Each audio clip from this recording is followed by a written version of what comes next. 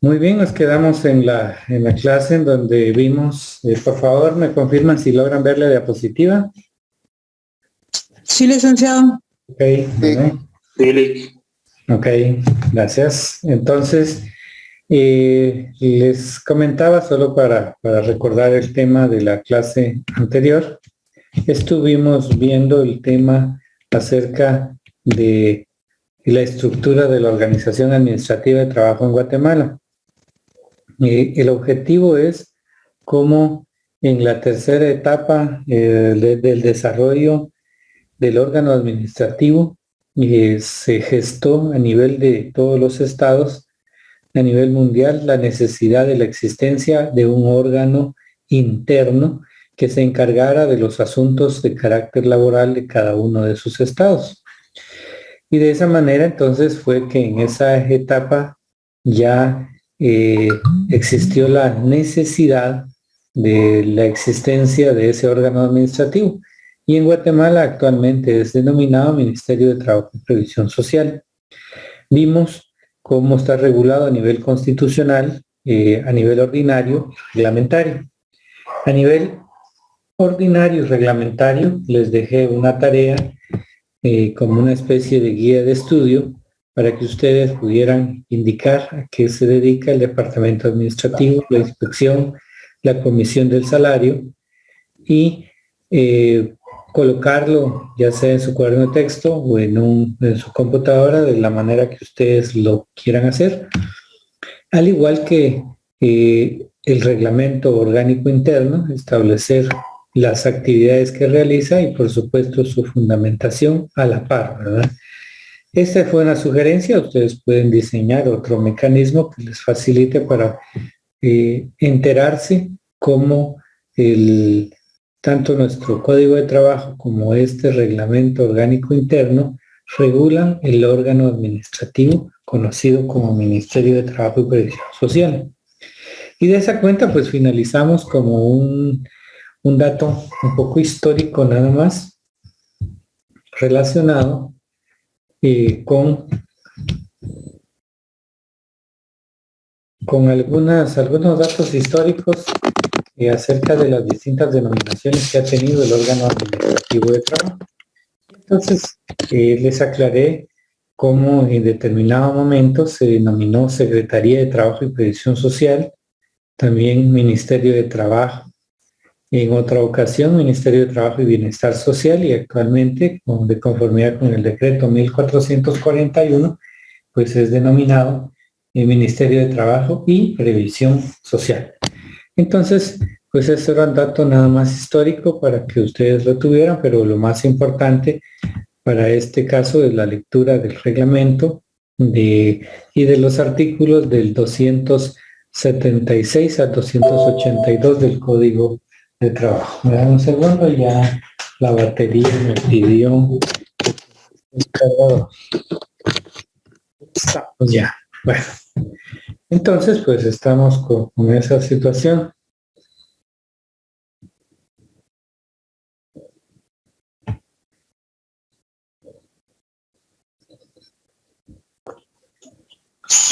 Me estaban indicando que tengo ya los permisos en pero en realidad no, porque solo hasta 100 permitió. Ya lo aclaré en este momento. Bueno, entonces por favor pongan interés en esta tarea. Esa lectura es un poco de tiempo de inversión en sus hogares para la lectura bajo esa guía, por favor, con esa plataforma.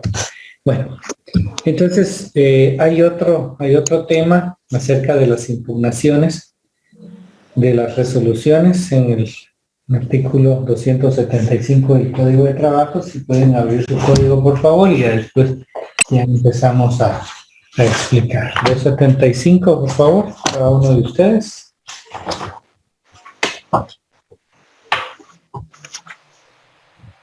Yo también lo estoy abriendo. Así es que vamos al mismo ritmo.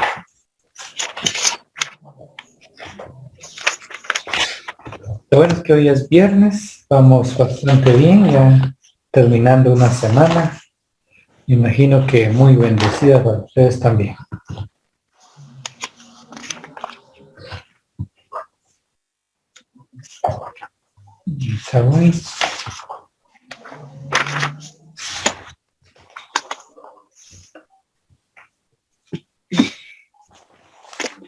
Y le pongo un error ahí, 200.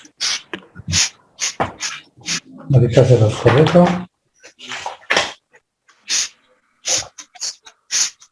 ¿Alguien tiene prendido un micrófono todavía? Ya los había desactivado, pero lo volvieron a activar.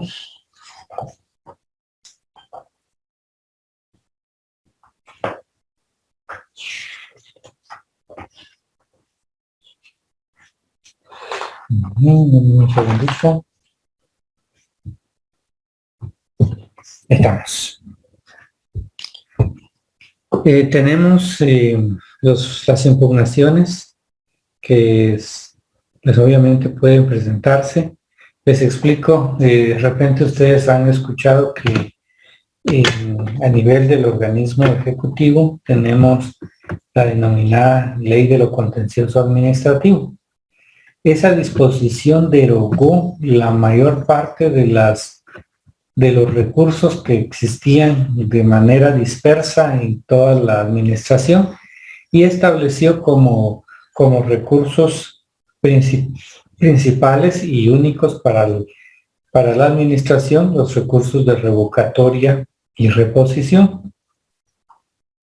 Sin embargo, dejó a salvo todo lo que se refiere a materia de trabajo, de tal manera que a pesar de que se denominan de la misma manera, como por ejemplo el que tienen en la pantalla, recurso de revocatoria, no es con base en la Ley de lo Contencioso Administrativo, sino que es con base en el artículo 275 del Código de Trabajo. Entonces, es pura casualidad que se denominen de la misma manera, pero para asuntos laborales tienen que aplicar el artículo 275 del Código de Trabajo para recurrir a la revocatoria. Insisto, como ya vimos en la ley del organismo ejecutivo, el Ministerio de Trabajo forma parte del gabinete de gobierno, pero por la materia cambió y los recursos son los que están específicamente en el Código de Trabajo. Y entonces tenemos recurso de revocatoria, que deberá interponerse por escrito ante la dependencia administrativa del Ministerio de Trabajo dentro del término de 48 horas de notificada la resolución. Este recurso se debe elevar inmediatamente las actuaciones al Ministerio de Trabajo y Previsión Social y el Ministerio debe resolver dentro del improrrogable término de 8 días, revocando, confirmando o modificando la resolución recurrida.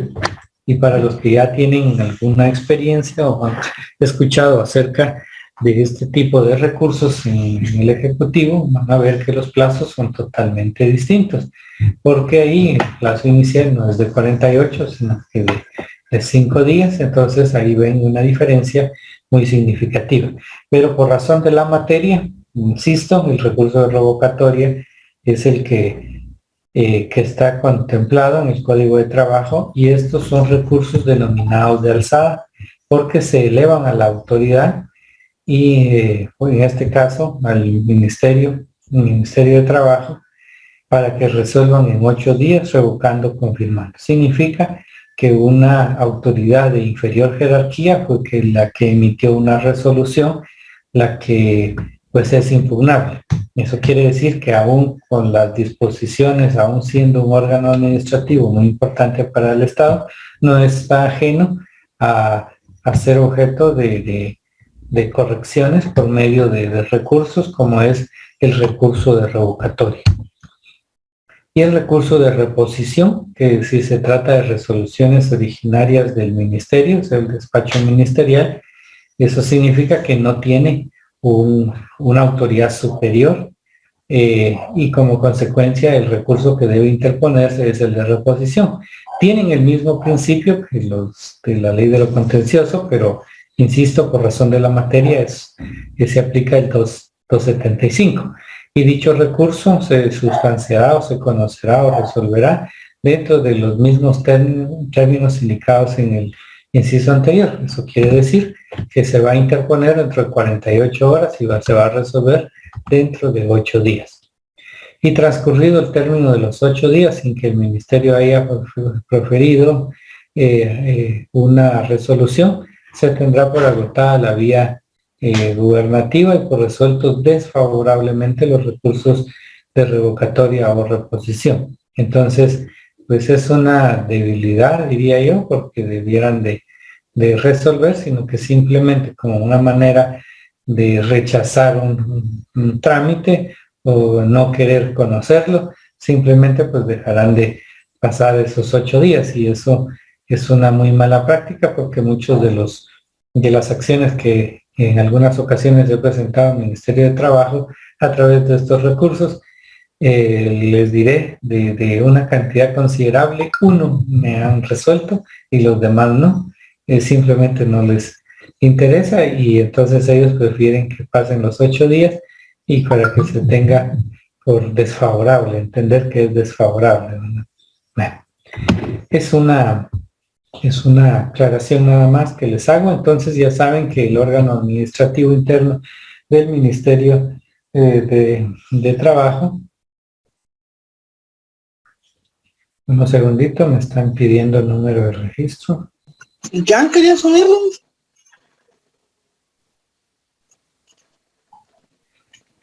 Bueno, entonces ahora ya saben que nuestro órgano administrativo interno, que tiene una regulación constitucional, ordinaria y reglamentaria, pues definitivamente no es ajeno a que sea impugnada sus decisiones, sus actos administrativos, y son a través de estos recursos de revocatoria y reposición, con esas aclaraciones, con los plazos que yo les estoy mencionando. Entonces, como ven, es un aspecto bastante distinto a la ley de lo contencioso administrativo. Dentro del Código de Trabajo les anoto acá que hay disposiciones referentes a las faltas y sanciones que pueden incurrir los trabajadores y que puedan ser sancionados por los empleadores. Se encuentran, digamos, otras, a pesar de ese tipo de sanciones entre patrón y trabajadores, eso es lo que quiero decirles, pues existen otras sanciones en las que intervienen autoridades administrativas y judiciales, que se encuentran, que en estas son las faltas de trabajo y previsión social y las correcciones disciplinarias. Entonces tenemos que, a pesar de que, como hay dos, ya saben ustedes, que Código de Trabajo para la iniciativa privada y Ley de Servicio Civil para el Estado, tenemos que en ambas normativas puede generarse una sanción en contra del trabajador por el propio empleador. Ese es un tipo, digamos, un tipo de sanción, o una manera de sancionar las faltas cometidas por los trabajadores. Pero también existen otras que están en el Código de Trabajo, que se refieren propiamente a las faltas de trabajo y previsión social y las denominadas correcciones disciplinarias. Dentro de estas tenemos como faltas de trabajo y previsión social las infracciones o violaciones por omisión o por acción que se cometan contra las normas prohibitivas y preceptivas contenidas en las disposiciones del Código de Trabajo, de sus reglamentos, convenios de la Organización Internacional de Trabajo ratificados por Guatemala, los pactos o convenios colectivos de trabajo vigentes de la empresa y de las demás normas laborales que sean susceptibles de ser sancionadas con una multa. Entonces esas son las faltas por acción. Voy a pedir un favor. ¿Algún compañero que tenga prendido su audio todavía? Por favor. Vamos a volver a silenciar todo otra vez. Muy bien. Ok, ya.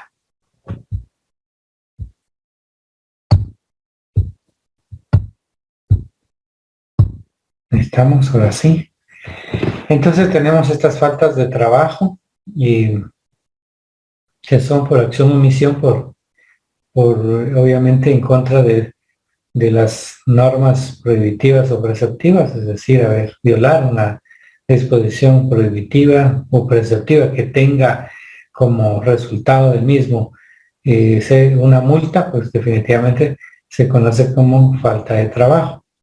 Y entonces, si el empleador o su representante, los trabajadores o las organizaciones sindicales o sus representantes se niegan a colaborar en la realización de la inspección para verificar el cumplimiento respectivo, para sancionar al infractor y continuar con el proceso de la inspección. Puede ser objeto también de una falta de trabajo que puede ser sancionada. ¿Cuáles son esas reglas? Reglas en materia de trabajo y previsión social, obviamente para imponer una multa como falta de trabajo.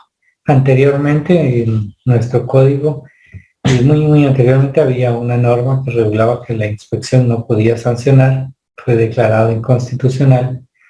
Pues luego de muchos años, pues ya modificaron y reformaron, el Código de Trabajo, y entonces actualmente la Inspección General de Trabajo, a través del delegado departamental, pueden imponer una sanción con multa, y entonces ahí sí hay que tener mucho cuidado. Una de las más comunes multas que impone la inspección es cuando están citados a una reunión muchas veces de conciliación y no llegan, entonces inmediatamente le imponen una multa a las partes que no hayan acudido.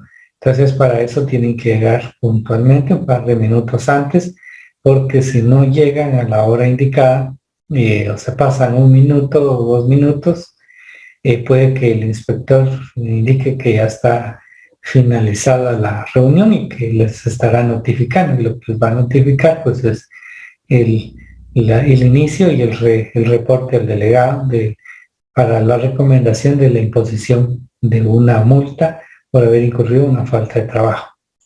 Aquí les hago algunas anotaciones. El delegado departamental de la Inspección General de Trabajo debe tener la calidad de abogado, colegiado activo, preferentemente especializado en materia de trabajo y previsión social. Debe determinar este delegado la sanción aplicable observando lo siguiente. Determinar que la sanción, voy a mover aquí, la sanción administrativa aplicable debe considerar o tomar en cuenta las circunstancias económicas y medios de subsistencia del sancionado. Es decir, va a evaluar la capacidad económica de la persona a quien se le va a imponer una multa por haber incurrido en una falta de trabajo. Entonces tenemos que también los antecedentes y condiciones personales del sancionado, el mal causado, la exposición al peligro, el número de trabajadores afectados y demás infractores que puedan servir a la mejor adecuación de la misma. Entonces, todo eso es importante, es una valoración no solo del escenario, de las circunstancias, sino que también de las condiciones. Bueno, entonces tenemos la reincidencia, obliga a la imposición de un incremento del 50%, es decir, no hay que permitir que exista reincidencia en este tipo de faltas porque se incrementan y económicamente afectan, y la mayor parte, por no decir todos, que es al empleador al que mayormente le imponen este tipo de multas. Y la imposición de la sanción no exime del cumplimiento de las obligaciones. Es decir, si nos van a sancionar por el incumplimiento, por ejemplo, de normas de seguridad en una empresa, pues tenemos primero que cumplir con esas normas, implementarlas, y pues además de eso, de pagar la multa que nos fue impuesta como producto de una sanción administrativa. Y eso es por una falta de trabajo. Esas son las reglas en materia de trabajo. ¿Cuál es el procedimiento? Me parece que algún compañero travieso me agregó algo aquí en la pantalla. El procedimiento para la imposición de las faltas de trabajo y previsión social en el artículo 271 bis, el Código de Trabajo. La actuación primero del inspector de trabajo es de 30 días hábiles y que se deben prolongar, pueden prolongar hasta 15 días más. Es decir, desde que tuvo conocimiento, y entra a conocer, tiene 30 días hasta un máximo de 45 en total, es decir, le van a dar 15 días adicionales, siempre y cuando lo solicite. La acreditación de una supuesta infracción, pues se va a hacer por medio del acta, el acta administrativa, y recomendará la adopción en un plazo razonable de las medidas necesarias para garantizar el cumplimiento de las disposiciones. Es decir, que en el acta, pues, a pesar de... Disculpen, ¿eh? Ya es viernes, dirían ustedes. A pesar de que va a recomendar la imposición de una sanción, pues obviamente va a otorgar y va a hacer las recomendaciones para que también darle el plazo prudencial para que cumpla con todas las medidas que incumplió y que son producto de esa sanción. Entonces, todo eso va a ser evaluado por el delegado. El cumplimiento de la recomendación dará lugar a suscribir el acta respectiva e informar al delegado departamental para su archivo. Es decir, que pudo ser que las circunstancias sean que permitan hacer estas actuaciones, pero por ejemplo, el no llegar a una citación definitivamente no es reparable ese hecho, y ahí sí va implícito la recomendación de la sanción y lo referente a, digamos, al cumplimiento, a llegar a una nueva citación que sea citada. En algunos casos particulares, así lo señala la ley, que definitivamente hay casos en donde hay conflictos entre las partes por incumplimiento de algunas acciones, pero puede ser que las partes vean que hubo una omisión por algún error y entonces proceden a solventar, a corregir los errores, y al solventarlos inmediatamente pues se informa al delegado para el archivo respectivo. Pero ¿qué sucede si hay un incumplimiento total de todas las medidas? Incumplimiento pagos, imagínense, de salarios. Hay una obstrucción, como les anoto acá, o inasistencias. Por eso les ponía el ejemplo de la citación de verificación. Se suscribe el acta y debe de contener hechos que dieron origen a la inspección, calificación de la infracción, expresión de las normas vulneradas, medidas que se le dieron para garantizar el cumplimiento y una propuesta de sanción. Entonces todo eso, con esa propuesta, entonces ya se eleva, y por eso el delegado, vimos en esta diapositiva anterior, debe determinar la sanción administrativa aplicable y debe tomar las circunstancias económicas de subsistencia, los antecedentes y condiciones está obligado a tomar en consideración cuando ya la inspección determine dentro de esos 30 días o 15 días más que hubo un incumplimiento o hubo una obstrucción, no quiso cumplir, entonces la inspección está obligada a proceder inmediatamente a informar al delegado para que imponga esa sanción. El inspector elevará el expediente, aquí está el plazo de 3 días al delegado para que revise el caso y emita la resolución, incluyendo una posible sanción, así como medidas necesarias para el cumplimiento. Es decir, el inspector es el que conoce el proceso, hace la recomendación sobre qué sanción se va a imponer. Y luego, presentado el expediente, el delegado departamental de la Inspección General del Trabajo emitirá la resolución dentro de 10 días hábiles siguientes, estableciendo la sanción.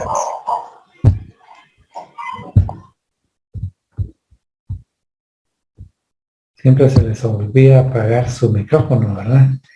Bueno, entonces el delegado departamental tiene 10 días hábiles para establecer la sanción conforme el 272 del Código de Trabajo.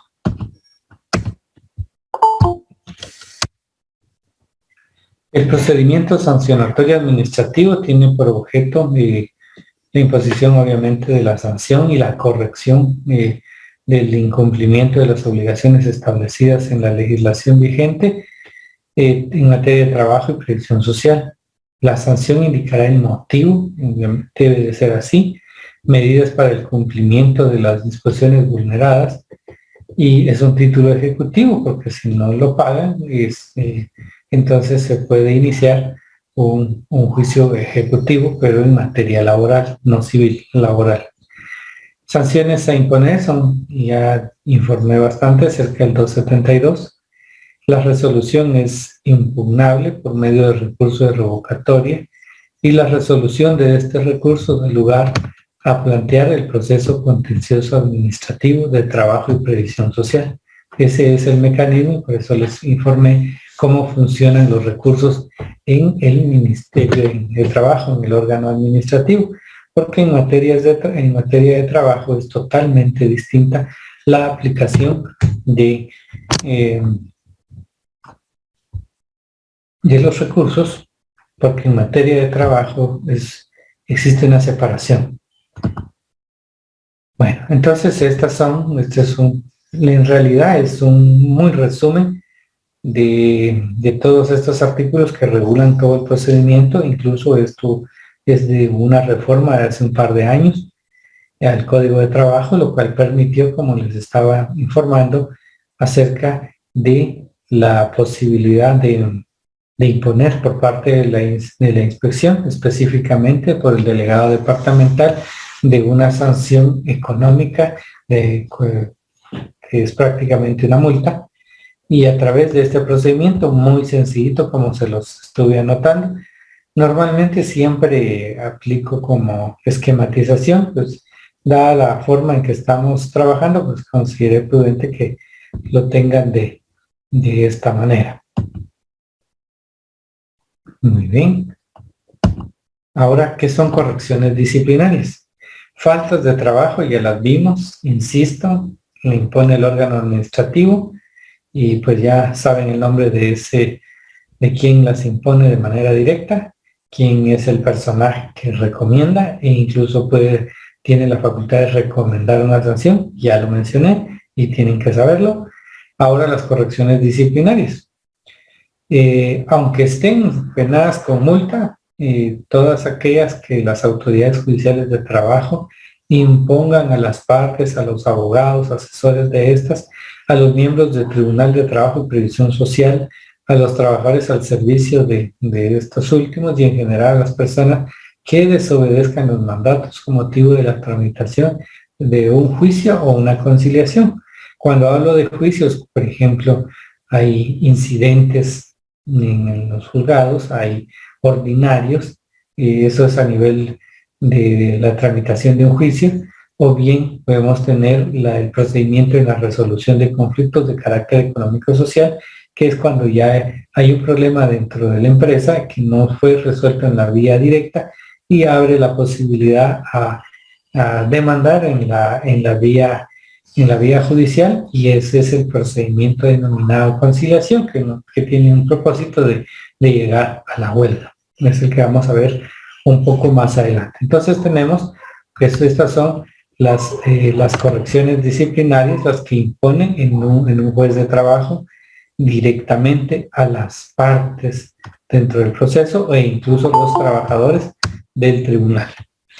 Aquí les anoto que una vez la existencia de la falta haya sido debidamente declarada por los tribunales de trabajo y previsión social, deben enviar copia autorizada de la sentencia firme a la Dirección General de Trabajo a efecto de ser inscrita en el correspondiente registro de faltas. Cuando el obligado al pago no haga efectivo el valor de la multa, en el término que para el efecto se fije, la sanción se transformará en prisión simple de acuerdo con lo que sobre el particular establece el Código Penal. Entonces nadie quiere desobedecer las instrucciones, las órdenes de un juez, ¿verdad? Porque tiene esa connotación que trasciende del ámbito laboral. Bueno, entonces, como ven, el tema de hoy es bastante comprimido, le llamo yo, porque en realidad los artículos van a ver, el contenido es muy extenso, pero traté de tenérselos lo más concreto posible. Eso no quiere decir que ustedes van a evitar la lectura de los artículos, porque esto solo es una guía para que tengan ustedes fortaleza en la lectura obligatoria de los artículos. Así es que por favor me toman la lectura respectiva. Es una reforma del Código de Trabajo desde el artículo 269 al 273. Por aquí les tenía la reforma, pero un curioso me estuvo tocando en mi escritorio. Pero si no tienen la reforma, me avisan, yo con todo gusto se los traslado, yo sí la tengo, pero ya la mayor parte de los códigos a la fecha ya tienen incorporado esa reforma. Pero en caso no lo tenga, con gusto les estaré trasladando la información.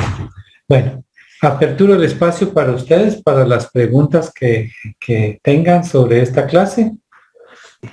Lick, perdone, no entendí artículo 269 y la reforma, es que no... 269 al 273 del Código de Trabajo. Solo que esos artículos tienen una reforma. Pero les indicaba que la mayor parte de los códigos ya lo tienen, pero si en caso no lo tuvieran, me avisan y yo con todo gusto se las mando. Una reforma al Código de Trabajo. ¿Alguna otra duda? La reforma es el decreto 18-2001. No, 2017. Creo que 7-2017. Ya. Del año 2017. Gracias. Muy bien. ¿Alguien más? Aquí tenía yo mi reforma, pero así pasa. Estoy todo oídos, ustedes me indican, estoy a sus órdenes aquí. Licenciado, yo tengo una duda, pero no es sobre la clase de hoy. No. Dudas sobre la clase. Despido injustificado e injusto son sinónimos. Señorita, ¿usted recibió las clases conmigo el semestre pasado? No, licenciado. En realidad ese es tema de derecho individual 1. Despido directo injustificado es 1 y y despido justificado es otro. Injustificado es decir que no hay una causa justa para despedir, la despidieron sin un motivo. Eso es despido injustificado. Despido justificado está porque cometió una causal de despido que está establecido en el artículo 77 del Código de Trabajo. Pero es individual 1, señorita. Muchas gracias, licenciado. Buenas noches. Yo tengo solo una duda. La próxima clase nos conectaremos al mismo link de Zoom. Siempre es en Meet, pero voy a tener abiertas las dos plataformas en el caso pues que tengamos algún inconveniente. Me están informando en este momento que están trabajando en eso. Creían que el mío ya estaba habilitado, ¿verdad? Pero les informé que no, por eso es que volví a conectar las dos, ¿verdad? Mientras tanto, pues no se preocupen si no logran entrar, yo les reporto en ese momento y vamos a abrir las dos plataformas. No se preocupe que voy a estar con ustedes en el horario respectivo y en cualquier momento yo les informo.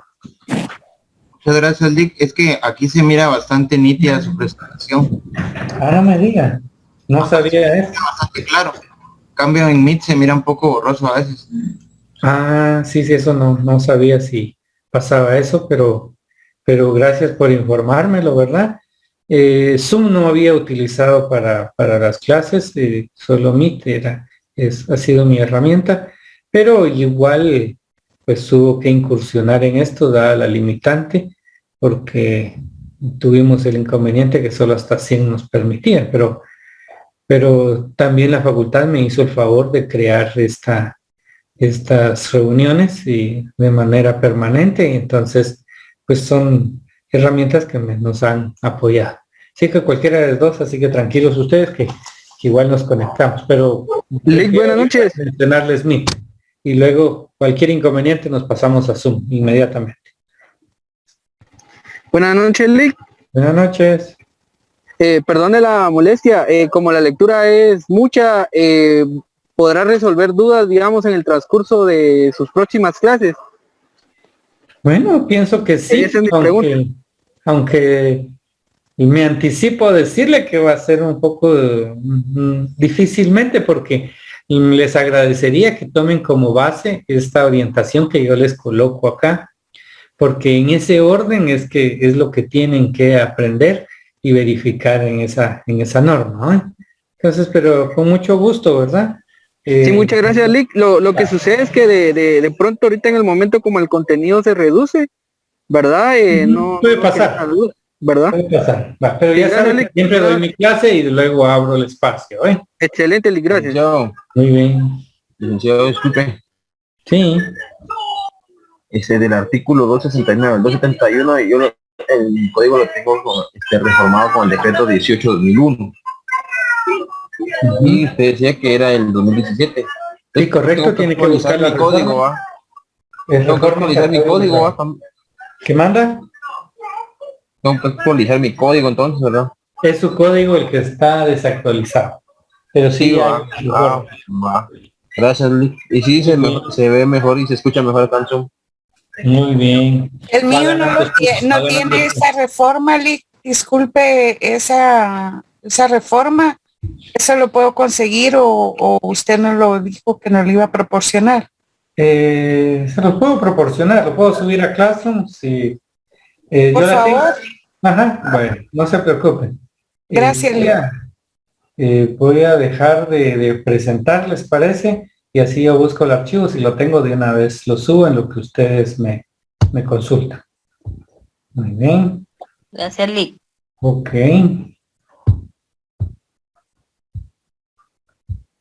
Soy todo oídos.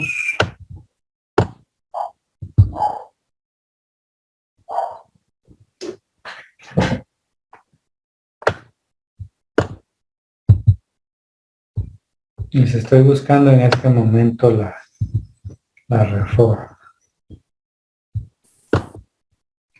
Esa es la reforma de los dos artículos, ¿verdad, Lick? 269 y 273.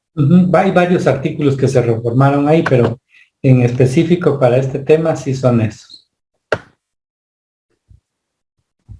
Gracias. Yo ofreciéndolo y no lo tengo, por Dios santo.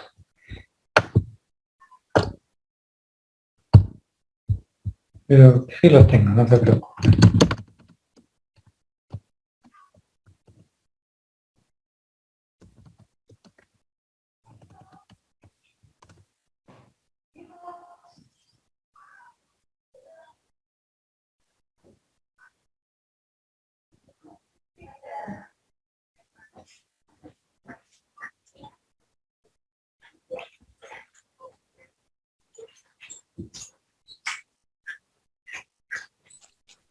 Lick, buenas noches, disculpe. Cuando yo me conecté ya no logré escuchar, solo escuché cuando usted hizo mención a que había indicado cuál era la dependencia administrativa, pero no escuché la primera vez. Entonces, pero en el 276 menciona 3 dependencias. Entonces, para la del recurso, ¿es a cualquiera de las 3 o alguna en específico? Hoy no sé de qué área, en qué apartadito me está mencionando hoy. ¿Me lo puede volver a...? En el recurso de revocatoria indica que deberá imponerse por escrito ante la dependencia administrativa. Y usted hizo mención que ya la había indicado anteriormente, pero yo no escuché cuál era esa dependencia.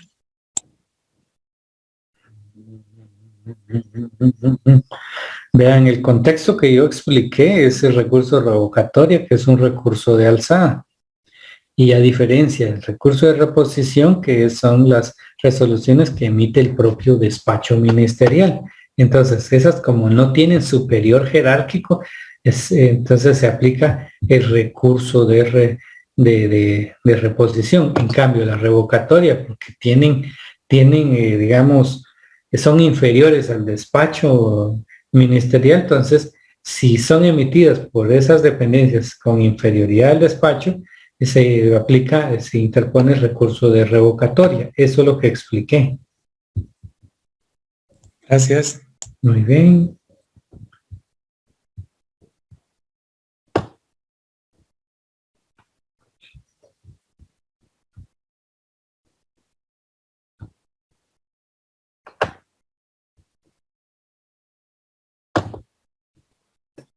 Disculpe, licenciado, con una consulta.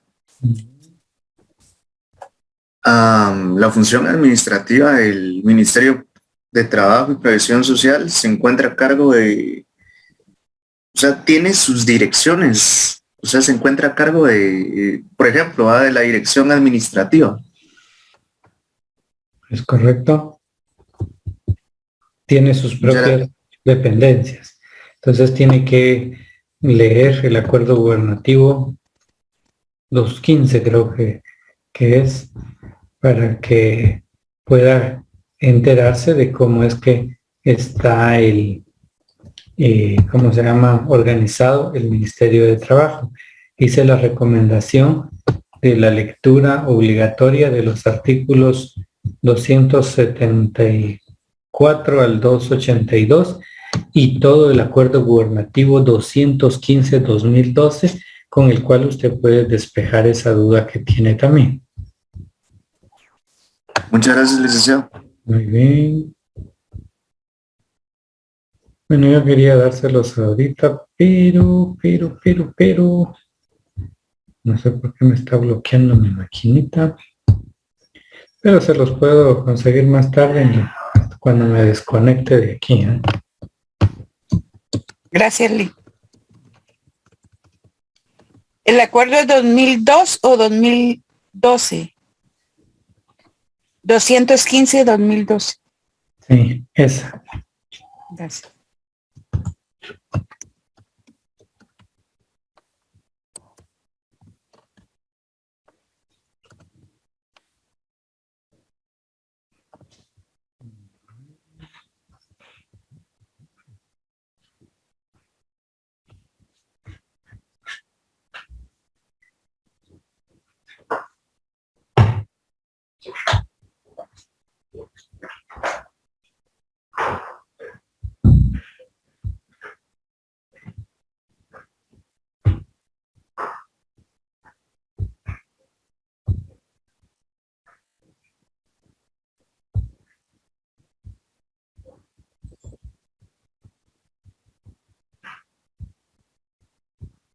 Muy bien, si no hay ninguna otra duda, pues yo les voy a subir en Classroom la información y ya pueden irse desconectando.